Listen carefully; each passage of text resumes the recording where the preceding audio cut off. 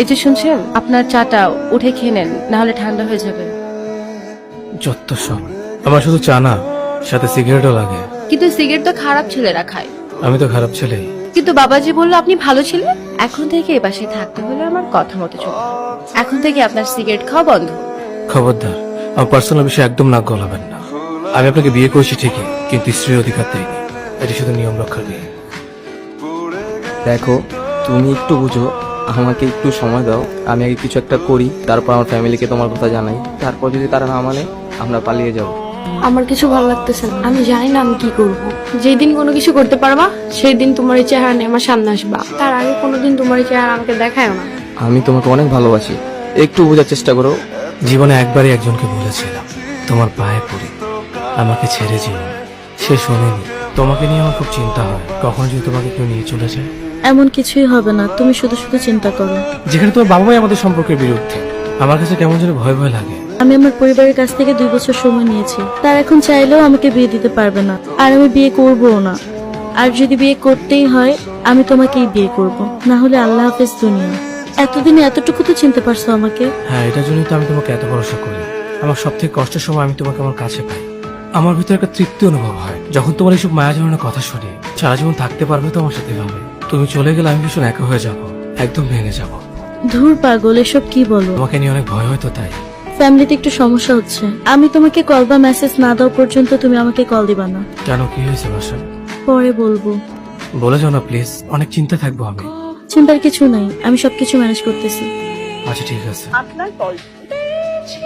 কেমন আছো তুমি? ভালো নেই। তোমার সাথে গীতির কথা হয়েছে কয়দিনের মধ্যে? না তো, ওই কাহিনীর পর থেকে তো আর আমাকে আগের মতো কল বা টেক্সট দেয় না। তুই আমার বান্ধবী হয়ে এরকম একটা কাজ করতে পারলি? তুই তো জানিস আমি অভিকে কতটা ভালোবাসি। আরে বাদ দাও না, ও না বুঝে আবেগে বসে করে ফেলছে। আর ও তো তোমার ফ্রেন্ড, তুমি তো বুঝো। দেখ আয়শা, তুই ছোটবেলা থেকে জানিস আমার পছন্দের জিনিসের মধ্যে কেউ হাত দিলে এটা আমার পছন্দ না। কেন করলি তুই এটা?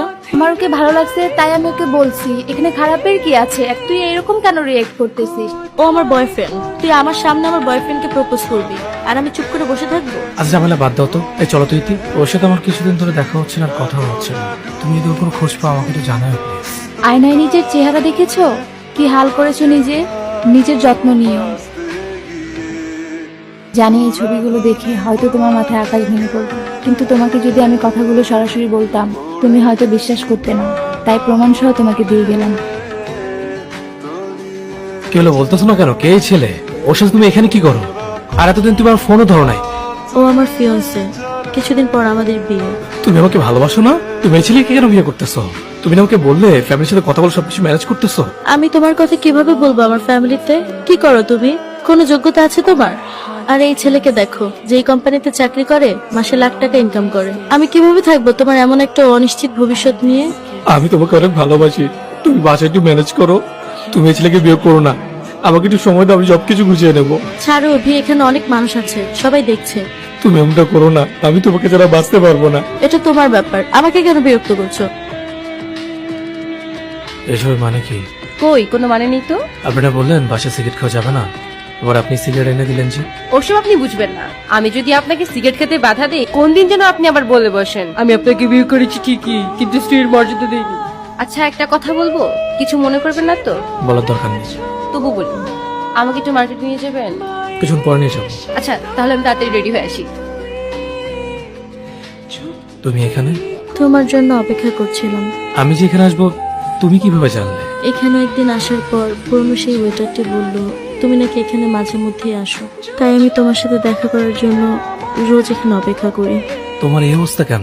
অভি, আমি তোমাকে ছাড়া ভালো নেই, চলো না আমরা সবকিছু ঠিকঠাক করে ফেলি। 3 বছর পর তুমি এটা বলতে এসেছো আমাকে ছাড়া ভালো নেই তুমি? এই যে মেয়েটি আমার পাশে, সে আমার সাথে তার ভবিষ্যৎ দেখছে, সে তোমার থেকে আমাকে বেশি ভালোবাসে। চলো না আমরা আবার সবকিছু ঠিক করে নেই। এটা জোড়া লাগিয়ে দেখো। এটা কিভাবে জোড়া লাগাবো? এটা তো ভেঙে গেছে। মানুষের মন ঠিক কাছের মতোই, একবার ভেঙে গেলে আর জোড়া লাগে না। চলো তো এখান থেকে আমরা অন্য কোথাও গিয়ে বসবো।